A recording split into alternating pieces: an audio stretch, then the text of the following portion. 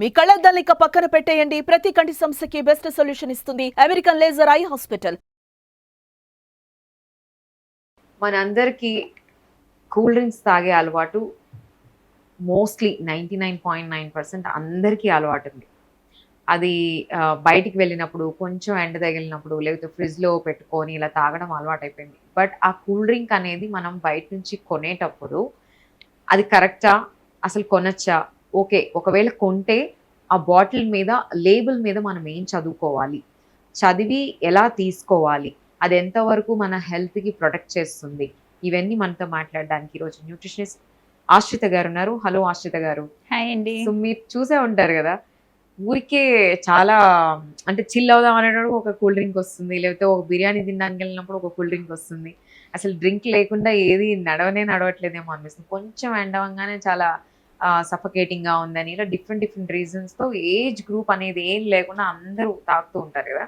But ఇంట్లో చేసుకునే drink is different. మరి బయట కొనేటప్పుడు ఆ బాటిల్ మీద ఏం చూసి కొనాలి, కొనచ్చా కొనకూడదా, అది తాగచ్చా తాగకూడదా? వెరీ గుడ్ క్వశ్చన్ అండి. కూల్ డ్రింక్స్ అనేసరికి కొంతమంది పిల్లలకి ఫ్రూట్ జ్యూస్ ఇంట్లో చేయడం ఎందుకు, ఎలాగో టెట్రా ప్యాక్ అవైలబుల్ ఉంటున్నాయి ఫ్రూట్ జ్యూస్ రూపంలో కూడా, అండ్ 100% ఫ్రూట్ అంటున్నారు, రియల్ అంటున్నారు, సో పల్ప్ ఉంటుంది ఇందులో, ఇన్ని క్లెయిమ్స్ వచ్చేసరికి లేబుల్ పైన అవుటర్ డిజైన్లో ఏం క్లెయిమ్స్ ఉన్నాయో సాధారణంగా అందరు ఆ క్లెయిమ్ చూసి అది నిజం అనుకుని కొనేసుకుంటారు. కానీ యాక్చువల్గా ఒక కూల్ డ్రింక్ కొనేటప్పుడు డెఫినెట్గా first thing it's and pure sugar. అసలు మామూలుగానే తినేటప్పుడు ఫ్రూట్ జ్యూస్ కంటే, మీరు ఇంట్లో జ్యూస్ చేసుకున్నా సరే ఫ్రూట్ జ్యూస్ కంటే హోల్ ఫ్రూట్ తినడానికి ఎంకరేజ్ చేస్తారు. Every nutritionist will encourage for eating only a whole fruit. అలా తిన్నప్పుడే మనకి ఫైబర్ ఉంటుంది, షుగర్ స్పైక్ కూడా అవ్వదు. సో జనరల్గా మనం cool drink bottled fruit juice తాగినా, ఇంట్లో ఫ్రూట్ స్క్వీజ్ చేసుకుని జ్యూస్ తాగినా గ్లూకోజ్ స్పైక్ అన్నది ఒకేలా ఉంటుంది. ఓకే. కానీ మీరు బాటిల్డ్ ఫ్రూట్ జ్యూస్ తాగడానికి, రియల్ ఫ్రూట్ తినడానికి గ్లూకోజ్ స్పైక్లో డిఫరెన్స్ ఉంటుంది. బికాజ్ రియల్ ఫ్రూట్లో మనకి ఫైబర్ కంటెంట్ ఉంటుంది కాబట్టి గ్లూకోజ్ స్పైక్ అన్నది ఒక్కసారిగా ఉండదు. So that's the difference between a fruit and fruit juice. So మనం డెఫినెట్గా పిల్లలకి టెట్రా ప్యాకెట్ జ్యూసో, లేకపోతే ఎవరైనా ఫస్ట్ మనం చూసేది ఏంటి అంటే పార్టీస్లో వెల్కమ్ డ్రింక్ అని ఫస్ట్ ఇచ్చేది కూల్ డ్రింక్సే. అవును.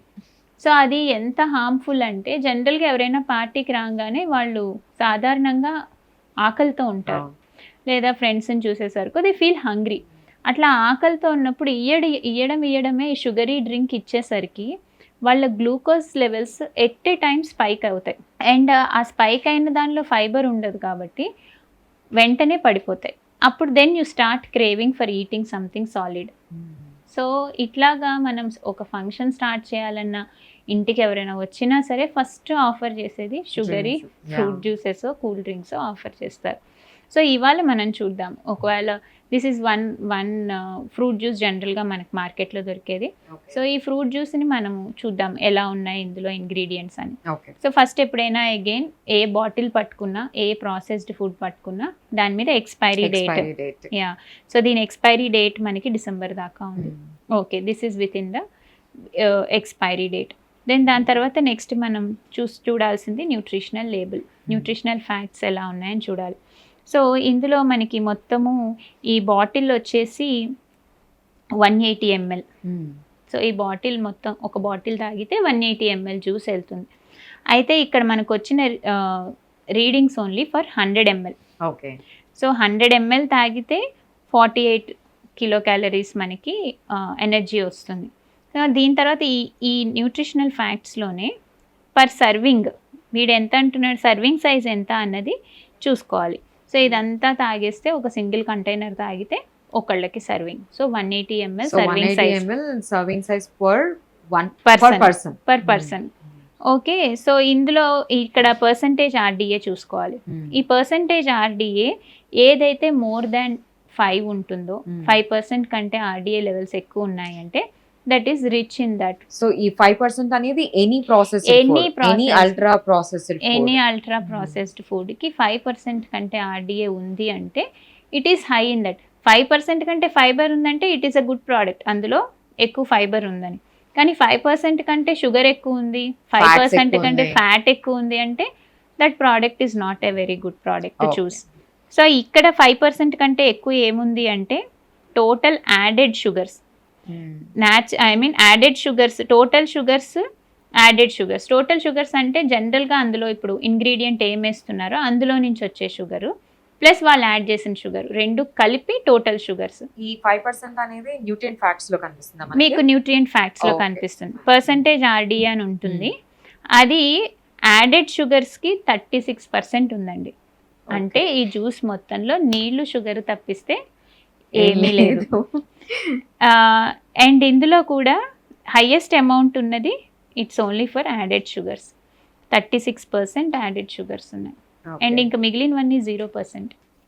ఇంకా మిగిలినవి ఏమీ లేవు. It's not a fruit juice at all. There is no fruit at No all fruit in this at all. fruit juice. ఇంకా చెప్పాలంటే there is no fruit at all. Right. Yeah. So next మనం చూసుకోవాల్సింది ఏంటంటే ingredients. So ఇంగ్రీడియంట్లో first ingredient ఏది ఉంటుందో ఇందులో అది ఎక్కువ కంటెంట్. సో జనరల్గా జ్యూస్ కాబట్టి ఇందులో ఫస్ట్ ఇంగ్రీడియంట్ వచ్చి వాటర్, నెక్స్ట్ ఇంగ్రీడియంట్ వచ్చి షుగర్. యాక్చువల్లీ ఫ్రూట్ జ్యూస్లో ఫ్రూట్ ఉండాలి if it is really A fruit juice, కానీ ఫ్రూట్ లేదు ఫస్ట్ ఇంగ్రీడియంట్. వాటర్ ఉంది కాబట్టి this is pure sugar water. So water ఉంది, షుగర్ ఉంది. ఇందులో కాన్సన్ట్రేటెడ్ మిక్స్డ్ ఫ్రూట్ జ్యూస్ ఉంది. So concentrated mixed fruit juice అంటే ఆల్రెడీ ఫ్రూట్ని స్క్వీజ్ చేసి దాని నుంచి తీసిన కాన్సన్ట్రేట్. ఆ కాన్సన్ట్రేటెడ్ మిక్స్డ్ ఫ్రూట్ జ్యూస్లో రకరకాల ఫ్రూట్స్ నుంచి తీసిన కాన్సన్ట్రేట్స్ ఉన్నాయి. ఇందులో యాసిడ్ రెగ్యులేటర్స్ ఉన్నాయి, స్టెబిలైజర్స్ ఉన్నాయి, ఫ్లేవరింగ్ ఏజెంట్స్ ఉన్నాయి, ప్రిజర్వేటివ్స్ ఉన్నాయి, కలర్ కూడా ఉంది. సో ఇవన్నీ అన్నెసెసరీ మన బాడీకి. Too much of preservatives, flavouring agents ఇవన్నీ చిన్నగా, అంటే ఒక్కసారి తాగితే అది హామ్ చేస్తుందని కాదు, over a period of time రోజు తాగే అలవాటు ఉంది, లేకపోతే ఎవ్రీ మీల్ తర్వాత ఒక ఫ్రూట్ జ్యూస్ తాగేవాళ్ళు, ఇందాక మీరు అన్నట్టు బిర్యానీతో తాగేవాళ్ళు, ఇట్లా రోజు తాగుతున్నారు అనుకోండి on and off, then it will have an effect. ఖచ్చితంగా కనిపిస్తుంది, క్యుములేటివ్ ఎఫెక్ట్ లాగా కనిపిస్తుంది. అదే కొన్ని రోజులకు పేరుపోయి డెఫినెట్గా ఎఫెక్ట్. ఈ యాడెడ్ షుగర్స్ అన్నీ కూడా ఫ్యాట్ అవుతాయి కదా, ఫ్యాటీ లివర్ ఇష్యూస్ ఎందుకు వస్తున్నాయి? జనరల్ గా ఫ్రూట్ జ్యూస్ చేసేటప్పుడు యాక్చువల్ గా షుగర్ యాడ్ చేయాల్సిన అవసరం లేదు కదా, అవసరం లేదు. ఇట్ సెల్ఫ్ అక్కడ షుగర్ ఉంటుంది అవును, కాబట్టి ఆ ఫ్రూట్లో ఎంత షుగర్ ఉంటే దాంతోనే మేనేజ్ అవ్వాలి, కానీ ఎడిషనల్ షుగర్ యాడ్ చేయాల్సిన అవసరం లేదు. ఈ యాడెడ్ షుగర్ అంతా కూడా ఫ్యాట్గా కన్వర్ట్ అవుతుంది. ఇలా over a period of time high sugars తింటే ఫ్యాటీ లివర్ వచ్చే ఛాన్సెస్ ఉంటుంది. సో అందుకనే మిడిల్ ఏజ్ వాళ్ళకి, అంటే చిన్నప్పటి నుంచి తాగే అలవాటు ఉన్నా సరే ఫ్రూట్ జ్యూసులు కానీ షుగర్స్ ఎక్కువ చిన్నప్పుడు పెడితే ఎర్లీ 20sలోనో ఎర్లీ 30sలోనో ఫ్యాటీ లివర్ కనిపిస్తూ ఉంటుంది. గ్రేడ్ 1 ఫ్యాటీ లివర్ ఇవాళ రేపు ప్రతి ఒక్కరికి కనిపిస్తుంది. ఎందుకు అంటే యాడెడ్ షుగర్స్. సో ఇప్పుడు ఈ ప్యాకేజ్లో చూసుకుంటే మీకు సగం వరకు అన్ని షుగర్సే ఉన్నాయి. This is having first ingredient water, next ingredient sugar. So ఎప్పుడైనా సరే మీరు ప్యాకేజ్డ్ ఫుడ్ కొనుక్కుందాం అనుకున్నప్పుడు దాని లేబుల్లో ఇంగ్రీడియంట్ లిస్ట్లో 6 కంటే ఎక్కువ ఇంగ్రీడియంట్స్ ఉండకూడదు. అండ్ అందులో షుగర్స్ ఎలా ఉన్నాయి, రకరకాల పేర్లతో షుగర్స్ కనిపిస్తూ ఉంటాయి.